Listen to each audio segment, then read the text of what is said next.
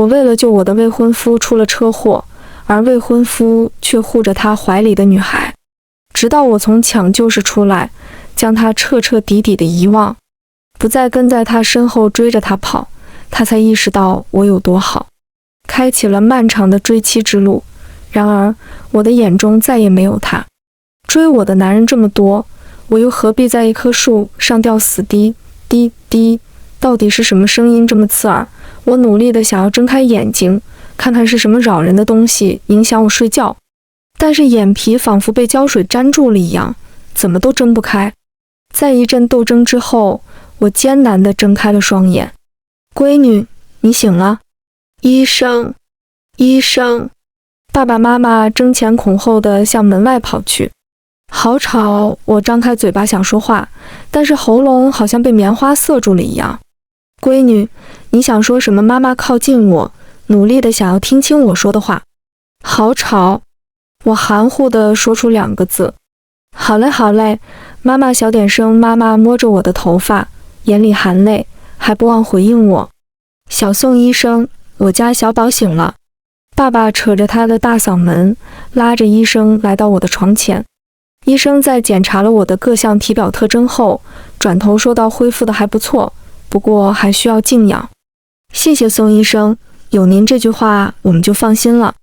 送走了宋医生，爸爸妈妈在我病床边坐下。闺女啊，你吓死爸妈了。爸爸说着话，眼眶都红了。你为了救江晨出了车祸，在鬼门关走了一趟，昏睡了1周，江晨都没来看你一眼。听话，闺女，咱不追江晨了好吗？江晨，听到这个名字，我的脑海里像是有什么东西在翻滚，但是我却什么都想不起来，头痛到要炸了，脸色越来越苍白。谁是江晨？我捂着脑袋询问道。你不记得啦？爸爸妈妈脸上同时出现诧异的表情。到底是谁呀？我真想不起来了。就是你屁颠屁颠追了人家3年，人家都不拿正眼看你一下那个男的。他和他新交往的女朋友过马路，差点被车撞了，你还帮他挡了一下，结果当场晕过去，进了医院。妈妈长叹一口气，缓缓说道：不至于吧？我有那么舔狗？我不信，我实在不敢相信，我为了一个男的竟然连命都不要。算了算了，忘了更好，咱家小宝值得更好的。妈妈摸着我的脑袋，眼角还带着泪。再睡会儿吧，小宝，爸爸妈妈回家给你带饭。妈妈掖了掖我的被子，和爸爸一起出了病房。在药力的作用下，我的眼皮开始打架。江晨，江晨，算了，想不起来了，就当是不相干的人吧。我现在唯一的任务就是好好养病，快点将身体养好，回学校。迷迷糊糊间，我感觉到病房里好像进来了一个人，但眼皮像是有1000斤重，完全睁不开，就当是出现幻觉了吧。1个月后，我重新踏入了许久未归的校园，熟悉中又带着一丝陌生。静书，你可算回来了。陆雪琪冲过来，给了我一个大大的拥抱。你都不知道我有多想你，你要吓死我了。我就去美国进修了半年，你都不能照顾好自己，偏偏赶上课题结课，教授不放我走，我抽不开身回来看你。还好我现在回来了，以后我罩着你，你得好好跟着我，听到没有？雪琪做出气冲冲的表情，但是却红了眼眶。好好好，我知道啦。我俏皮地吐了一下舌头，搂上雪琪的胳膊。雪琪和我一起长大，陆叔叔和陆阿姨2个人从雪琪小的时候就很忙，一个整日泡在实验室，一个整日飞往世界各地谈生意。雪琪从小就在我家长大，和我就是依父依母的姐妹。我听说你是为了救江晨才出了车祸，你是不是傻？为了一个男人不顾自己安危，你真的是要气死我。以后不准再去找那个男的了，只能陪在我身边。雪琪还在我的耳边絮絮叨叨。好啦好啦，我都忘了他是谁了。我笑着打断雪琪的话。这个男的，一想起来我就头疼，还是不想他为妙。走走走，现在去吃饭，饿死我了。我拉着雪琪来到了小吃街，打算大快朵颐。和一对情侣擦身而过之际，那个女生突然狠狠地撞向我。哎呦，我当是谁呢？原来是我和江晨的救命恩人呀！一个金发红唇的女孩讥笑道。明眼人都看得出来，这个女孩不是真正的想要感谢我，而是赤裸裸的嘲讽。A 大的第一情种，我还没来得及好好感谢你呢。女孩话里话外都带着让人不舒服的语调，而她身边的男孩则冷眼旁观。他们俩是谁呀？我一脸疑惑地看着来者不善的女孩，低声询问雪琪：“你真不记得了？”雪琪疑惑地看着我，我摇了摇头：“他就是你舔了3年的江晨啊。”雪琪调侃道：“什么？我眼光有这么差？”这下轮到我诧异了，可能是我声音太大，面前的男生脸色冷了下来，一脸不愉地看着我。你什么意思啊？那个金发女生听到我的话，瞬间跳脚。我的意思是，我不要的垃圾，你拿去就好了。我丢下这句话，拉着雪琪离开小吃街。真是晦气，碰到这种星号。雪琪愤懑不平。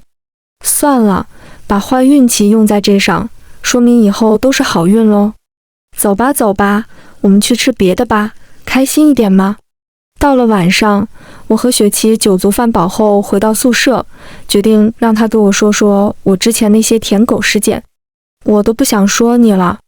她说她想吃麦小门，你跑3公里去给她买，结果买回来人家嫌凉了不好吃，转头丢在垃圾桶里。她和你说她想要限量版 A 锥，你又是攒钱又是加价才给她拿下，转身人家就把你买的鞋子挂在某鱼上，大赚一笔。她说想要去冰岛，你二话不说就订了机票，自己一个人制定去冰岛旅行的各种攻略，和她一起去。雪琪絮絮叨叨地说了我的舔狗经历，说得唾沫横飞。我尴尬地摸着我的鼻子，心想我之前一定是被夺舍了，肯定是这样。1个半小时过去了，雪琪还没说完。够了，我现在知道我之前有多蠢了。我打断雪琪，讪讪地说道：“你也知道啊？你说你图啥呀？咱们这样的家庭条件，什么样的男人找不着啊？”雪琪一脸恨铁不成钢。要不是今天碰到他，和你聊起来，我都已经忘了他了。反正也过去了，车祸后就当我得到重生了吧。塞翁失马，焉知福祸。这场车祸也算是把你的恋爱脑给你撞没了。挺好。雪琪摸了摸我的脑袋，语重心长地说道：“你等着，姐手里还有不少好男人，姐给你介绍新男人。就咱静书这模样，什么样的男人找不到？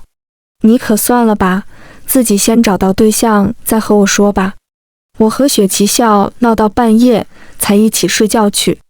于是乎，第2天的早八，我们俩每每迟到，猫着腰进了教室，在靠着走廊的地方随便找了2个位置坐下。这节是公共课，大家都在位置上干自己的事，鲜少人在听讲台上的老教授讲课。没想到在这堂课又碰到了江晨，真是冤家路窄。这次他的身边换了一个女生陪着，2个人聊得火热。我撇了撇嘴，自己之前是什么眼光啊，竟然看上这种货色。江晨也看见了我。下课后，他招呼那个女生先走，走到我面前，居高临下地望着我：“你怎么把我拉黑了？”江晨一脸不爽地看着我：“垃圾不就应该待在他该待的地方吗？”我翻了个白眼，淡淡地说道：“我劝你立刻马上加回来，我还能原谅你这2天的所作所为，不然别怪我翻脸。”江晨脸色都绿了，仿佛没有想到我会是这样的态度。呦，你急了。那天我都说了，你就是我不要的垃圾。耳朵聋了就去医院挂个号看看，直肠通大脑就不要满嘴喷粪。我现在听到你说话就恶心，请你以后不要再来纠缠我了 ，OK？听他说话真像吃了苍蝇一样恶心。我撇了撇嘴，拉着雪琪离开了教室。小宝，今天别忘了去医院复查，妈妈发来微信提醒我别忘了去医院复查。糟糕糟糕 OMG， 我忘把这事给忘了。赶紧拿起手机询问宋医生下午是否还有空问诊，得到肯定的回答后，踩着宋医生下班的点赶到他的办公室。Sorry 啊，宋医生。我喘着粗气和宋医生说话，我给忘了，还耽误您下班的时间。没事的，我看了一下你的各项检查，恢复的还不错。你最近有什么不舒服的地方吗？倒也没什么不舒服的地方，就是车祸之后我忘记了一个人，但是我经常会碰到他，一碰到他我就像吃了炮仗一样想对他。我还从别人的口中得知很多关于我和他的事，但是我就是想不起来任何关于他的事，一想起来我就头疼。这是很正常的，你出车祸的时候，猛烈的撞击刚好碰到了大脑的神经中枢，部分记忆会出现遗失、错乱的情况。那我了解啦，谢谢医生。耽误你这么久的时间，都过饭点了，真不好意思，我请你吃饭吧。走吧，还是我请你吧，谁让你是大病初愈的小宝呢？宋医生笑着和我说。听到自己的小名从宋医生的口中说出来，我的脸噌的一下就红了。冷静，冷静，我给自己打了个气，跟上宋医生的脚步。宋医生轻车熟路地带我来到本市有名的西餐厅，非常绅士地安排我入座。一份西林5分熟。你呢？宋医生将菜单递给了我。我看看。那我要一份菲力5分熟，谢谢。好的，您稍等。叮铃铃，我的手机铃声响起。我一看，是雪琪打来的。你怎么还不回来呀？是不是和哪个男人约会去了呀？我在和宋医生吃饭。宋医生，我知道，是你说长得很帅的那个主治医师，对吧？那你先吃，如果觉得宋医生不错的话，可以好好发展一下哦。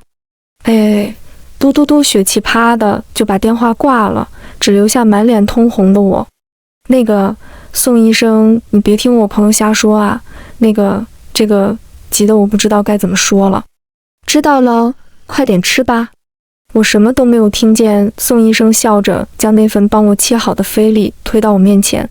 于是乎，这顿饭我几乎是埋着头吃完的，根本不敢抬头看宋医生一眼。不多时，我停下了手中的刀和叉。吃饱了吗？我送你回学校吧。不用了，宋医生，我自己打车回去就好了。我眼神躲闪。没事，刚好我要去你学校办点事，顺路。那就麻烦宋医生了。我亦步亦趋地跟着宋医生来到他的车前，宋医生帮我拉开了车门。车上淡淡的古龙香水味萦绕在我的鼻尖。车上放着陶喆的普通朋友，还真有品味，和我一样喜欢2和 B。我心想，从医院到学校的距离不短，但是一路上我们俩谁也没说话，我只能偷偷透过后视镜看看宋医生。摘下口罩后的脸，可以看到他立挺的眉弓和高挺的直鼻，深邃平行的双眼皮，脸部轮廓线条流畅且紧致，尤其是下颌线堪称一绝，多看一眼我都会浮想联翩。我赶紧把头扭过去，看着窗外的风景发呆，祈祷时间过得快一点。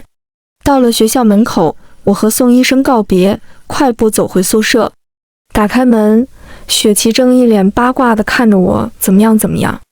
你感觉宋医生人怎么样？好相处吗？小丫头片子，敢当着宋医生的面编排我，看我怎么收拾你！你快说说嘛！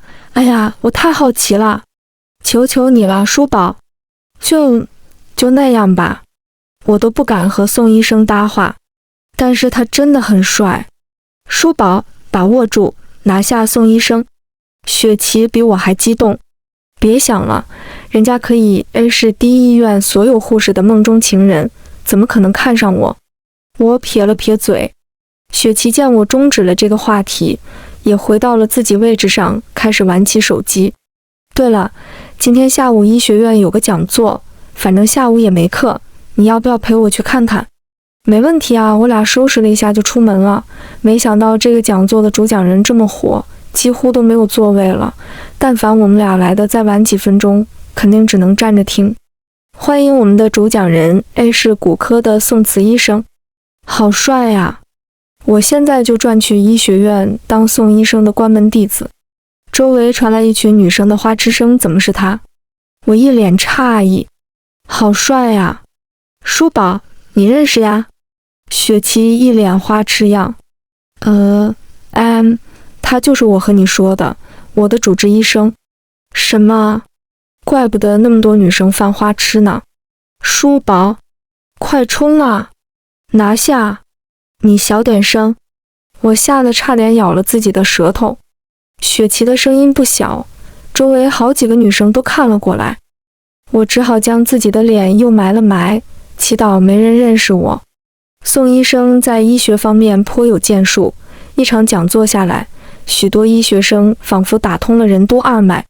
许多人不再只关注于宋医生的好看的皮囊，更多的是关注宋医生渊博的知识储备和他清晰的语言表达能力和应变能力。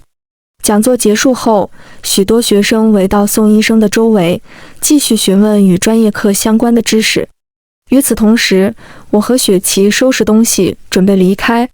穿过茫茫人海，宋医生颔首和我示意，我摆了摆手，向宋医生告别。晚上躺在宿舍床上，雪琪又开始和我八卦起宋医生。舒宝，你不知道，宋医生今天在咱们学校的校园墙和超话都火爆了，好多人偷拍了宋医生的照片，真是帅出天际了。他们都说宋医生是黄金单身汉，宋氏企业就是他们家的，他家就他和他哥，他哥继承了家业，让他这个弟弟可以自由选择自己热爱的职业。雪琪啃了一口苹果，含糊地说道：舒宝，你就试试吗？拿下他，你就能成为全市最幸福的女人。我涨红了脸，你想什么呢？去。正在这时，我收到一条陌生的消息。沉思思想喝校门口的酷杏，你去帮我俩买2杯。我皱了皱眉，哪里来的神经病，乱发消息发到了我手机上。我往左一滑，将这条消息删除，眼不见为净。就在我收拾好自己准备上床休息，一个电话打了过来。喂，你好，哪位？我睁开了免提，随手将手机往床上一丢。陈静书，你是不是有病？你不能送咖啡，你早点说，你把我们俩晾在图书馆是什么意思？电话那头传来男人的咆哮。我看你是脑子发癫，我什么时候答应给你买咖啡了？我连你是谁都不知道，我凭什么给你送东西？我把电话掐断，咒骂了一句神经病，顺手将这个号码加入了黑名单。谁呀？谁这么晚给你打电话呀？是不是宋医生啊？对你念念不忘。雪琪刚才从外面的厕所进来，朝我努努眉头。不是，不知道是哪个神经病给我发消息让我给他带2杯咖啡。我以为是发错信息了，我没搭理他。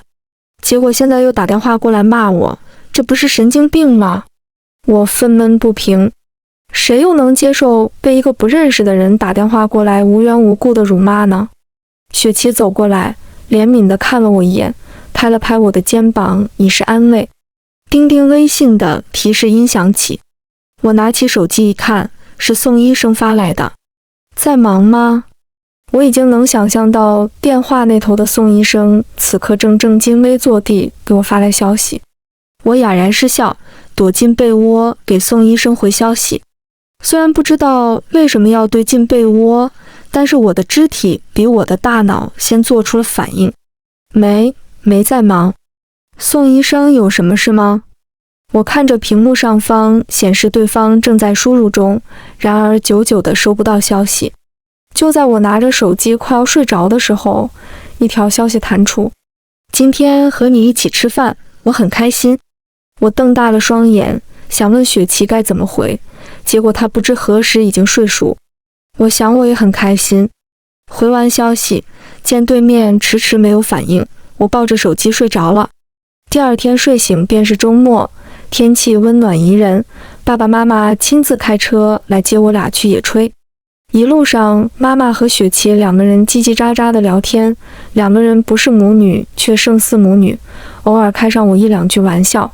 三个人在后座上闹作一团，车内的氛围极其融洽。到了营地，已经有不少人在搭帐篷、摆烧烤架，阵阵食物的香味飘入我的鼻子，我的肚子不争气地叫了一声：“小馋猫，饿了，等着，爸爸烤个鸡翅给你吃。”爸爸发出爽朗的笑声，打趣道。我和母亲还有雪琪三个人则开始搭帐篷，好容易将帐篷搭好，烤串也出炉了。不过多时，我们碰上了熟悉的人。宋医生，你们也来野炊啊？爸爸眼尖地发现了在不远处的宋医生一家。静茹，一位保养得当的中年妇女发出惊喜的喊声。你是？母亲感到有些疑惑。我是唐韵啊，你不记得我了吗？我们初中还是同桌呢。唐阿姨小跑着来到母亲身边。唐韵，多年不见，我都不认得你了。母亲也感到十分的惊喜，两家人都感到十分震惊，震惊之余是老同学见面的愉悦。母亲拉着唐阿姨去一旁讲话，父亲和宋叔叔也不见了踪迹，只剩下我们仨愣在原地。雪琪执意要给我俩营造独处的空间，美其名曰增进感情，丢下我一人跑开了。我尴尬地摸了摸鼻尖，宋医生打破了这凝结的气氛，带着我来到营地的湖边。他率先打开了话匣，不断引导我聊着天马行空的内容。一个下午悄然过去，不知不觉间，我已经了解了有关于宋医生的大部分信息。他们一家微笑着和我们告别，并约定下次有机会一起出游。从那以后，唐阿姨经常约我母亲出去喝下午茶，两家的关系也在不知不觉间变得熟稔。而我在那天和宋医生的聊天中，也感觉到不一样的情愫在我俩之间抽丝剥茧般飞快地生长。尽管宋医生在升职的紧要关头，但还是会抽出时间来约我出门。刚开始我害羞地拒绝，雪琪知道后，恨铁不成钢地敲了敲我的脑袋。后来宋医生再一次向我发出邀约，请我去看音乐剧。雪琪飞快地抢过我的手机，答应了他，拉着我来到座位前，给我画了精致如同洋娃娃般的妆容。宋医生的车已经在校门口等候多时，等我坐上车，他灿然一笑：“你今天真好看。”听到宋医生的夸奖，我的脸一下子变得通红，想了半天，最后小声地回答了一句谢谢。音乐厅离学校不远，开车也不过10来分钟。我们到达的时候，音乐剧即将开始。宋医生拉着我的手，猫着腰找到了位置。我不敢抬头看他，手心里还残留着宋医生的温度。直到音乐剧散场，我才回过神来。宋医生在送我回学校的路上和我聊了许多关于这场音乐剧的内容。我视线范围内只能看着宋医生嫣红的嘴唇开开合合。等到了学校门口，我正准备下车，宋医生叫住了我：“陈静书，我想你能不能给我一个追求你的机会？”什么？我的大脑瞬间宕机。此时我甚至怀疑我的耳朵出了问题。如果你没听清的话，我很乐意再将我的话重复一遍。宋医生嘴角勾起一个微笑。我想请陈静书小姐给我一个追求你的机会，我想我大概是喜欢上你了。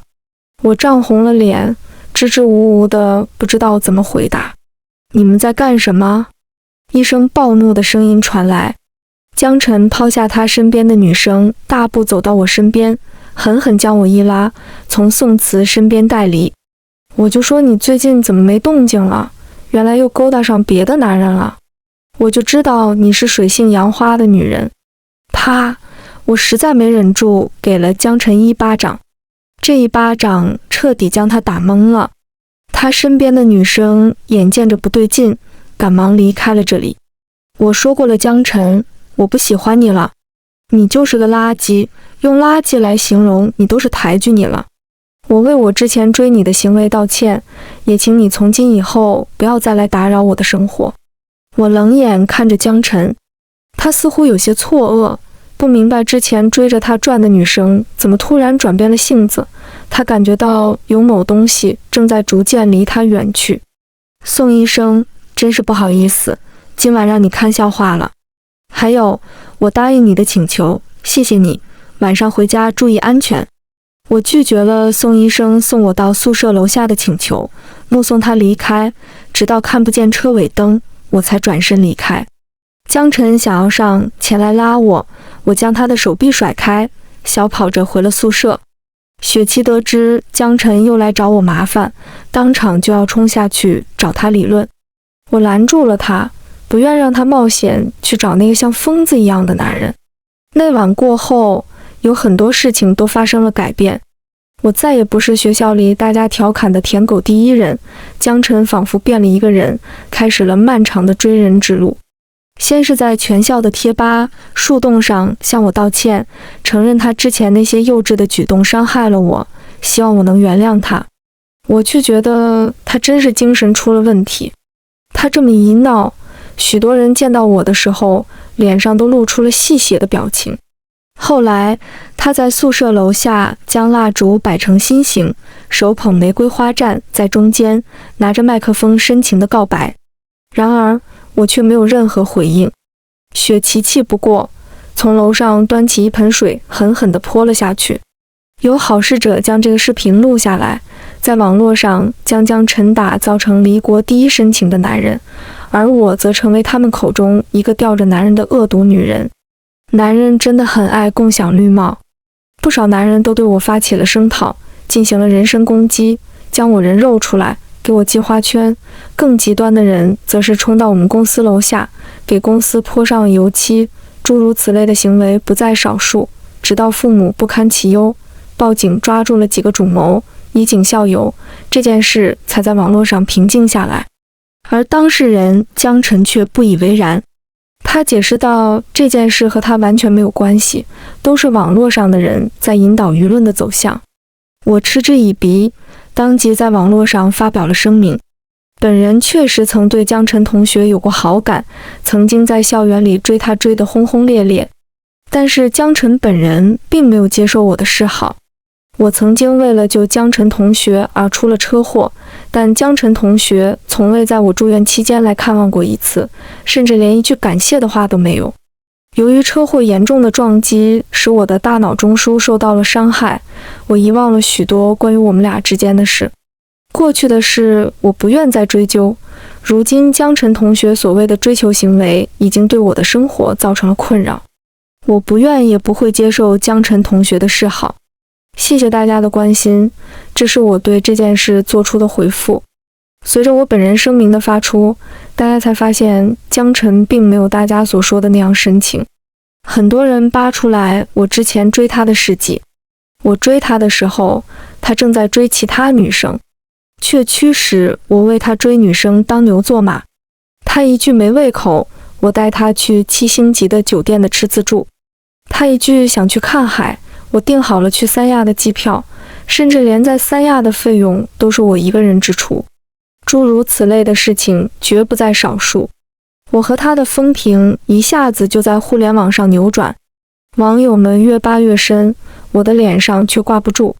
相信这些事也传到了父母和宋慈的耳朵里，我不知道该怎么面对他们。我抽空回了趟家，结果唐阿姨也在。他们俩看到我，一左一右地冲过来，将我扶到沙发上坐下。母亲的眼眶都红了，她捧在手心上市8年的小宝贝，却因为一个男人如此折辱自己，她怎能不心痛？最后的场面就是我抱着母亲痛哭，唐阿姨在一旁宽慰我俩，直到我俩的情绪平静下来，唐阿姨才开口：人生嘛，不就是一个试错的过程？静书喜欢一个人并没有错，错的是将一片真心践踏的人。我点了点头，认可了唐阿姨的话。所以，静书啊，你愿不愿看看我们家宋慈？唐阿姨试探着开口。我刚喝下的水马上就呛到了，吓得唐阿姨赶紧拍拍我的背，小心着点，静书，不用怕，我们家宋慈不吃人的。如果你不愿意的话也没有关系。我摆了摆手，示意我没有事。然后我犹豫再三，还是和他们讲出了宋慈提出要追我的事情。唐阿姨听到后，脸上都笑开了花，心想这小子榆木脑袋终于开窍了。母亲的脸上也露出了笑容，八卦着问我是什么时候的事情。我害羞的不敢回答。但是如今我的事情在网络上发酵，我不知道宋慈是什么态度。想到这里，我提出了我的疑问。孩子，你快看看你的手机，这2天宋慈找你都要找疯了。我这2天根本不敢看手机，只要我将手机开机，面对我的是无休止的电话谩骂和短信谩骂。我才发现微信消息已经99加，几乎全是宋慈发来的。他和我解释道，他现在正在邻国参加抢救，他现在抽不开身，等他忙完一定回来看我，叮嘱我少看外界的消息，不然很有可能因为过分的刺激导致我病情的复发。后面跟着的是无数的语音电话和视频电话。我当着2位妈妈的面给他回了电话，他立马就接起来了，看到我一切都好，他才放下心来。又嘱咐唐阿姨多去学校看看我，不要再让我受人欺负。唐阿姨笑着调侃他有了媳妇忘了娘。我们俩脸上飞快地飘上一缕红晕。回到学校，这件事已经逐渐的平息。江晨找到我和我道歉，他的本意并不是将我架在网络的风口浪尖，他明白他之前做过的事有多么的混账。他说了许多，说到最后自己的眼泪都要掉下来。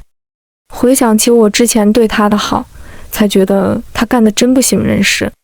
询问我能不能原谅他，再给他一次机会。我摇了摇头，后退了一步，拒绝了他的提议。再给他一次机会，就等于是再给了他一次伤害我的机会。以前的我沉浸在自己的世界里，被爱蒙蔽了双眼。如今的我在车祸后豁然开朗，我不需要在一棵树上吊死，自会有人向我追逐而来。那天江晨听完我的话之后，失魂落魄地离开。我没有必要挽留一个和我毫无关系的人，我更应该珍惜陪伴在我身边的人。宋慈在2周后搭乘最早的航班赶回来，风尘仆仆地来到我的学校门口。在看到我的那一刻，他如释重负。等他回到家收拾好自己，他向医院申请给自己放了一个小长假。医院因其在邻国救治中表现突出，破格将其升职为主任，并批准了他小长假的请求。此时的我也考完了最后一门考试，和雪琪一起收拾行李回家。放假的时间总是很快乐。宋慈3天2头带我出去约会，2位母亲也乐见其成，美其名曰培养好我们的感情。在一个晚上，他带我来到游乐园，他带我坐上了摩天轮。在摩天轮升到最高点的那一刻，他问我，陈静书小姐，请问你愿意做我的女朋友吗？我没有丝毫犹豫，点了点头。我们2个在摩天轮的最高点牵了手。宋医生第一次发朋友圈，就是官宣有女朋友的消息，瞬间刷爆了朋友圈。大家都在好奇，究竟是哪方神圣能摘下这朵高岭之花，能让万千少女的梦中情人如此着急的官宣。官宣之后，我们2家的走动更为亲密，经常相约着出去玩。宋家的公司得益于宋慈哥哥的铁腕手段，今年收益颇丰。在一次2家相约出游中，宋慈哥哥也来了。宋慈哥哥大不了宋慈几岁，年纪轻轻便事业有成。他在这次旅行中对陆雪琪一见钟情。员工眼中雷厉风行的总裁也有追人的一天，在他不懈的努力之下，最终抱得美人归。当然，这些都是后话了。我和宋慈在一起后，两个人的生活也逐渐步入正轨。宋慈在他医生的岗位上继续发光发热，而我则努力学习着金融知识，为接管家里的公司做准备。很快我就大学毕业，家里也将我和宋慈的婚事提上日程。我向妈妈撒娇，还想在家里多陪陪他们几年再嫁人。母亲像是拿我没办法一样，笑着摇了摇头。父亲让我熟悉着家里的产业，带着我上手。我逐渐接管了家里的公司，连父亲有时都会夸我巾帼不让须眉。每次夸完，我都会骄傲上小半天。雪琪本来也是要进自家公司，但是因为宋总的追求攻势太过猛烈，本来他就是个口嗨王者，一遇上动真格的，可把他吓得够呛。在我面前上演了他逃、他追、他插翅难飞的戏码。最终在宋总的不懈追求下，雪琪还是折服了。谁都没有想到，两个人竟然比我和宋慈更快的结婚。在他俩的婚礼上，雪琪见到了陆父陆母，两个人匆匆忙忙从外地赶回来，参加自己女儿的婚礼，见证他人生中最重要的一刻。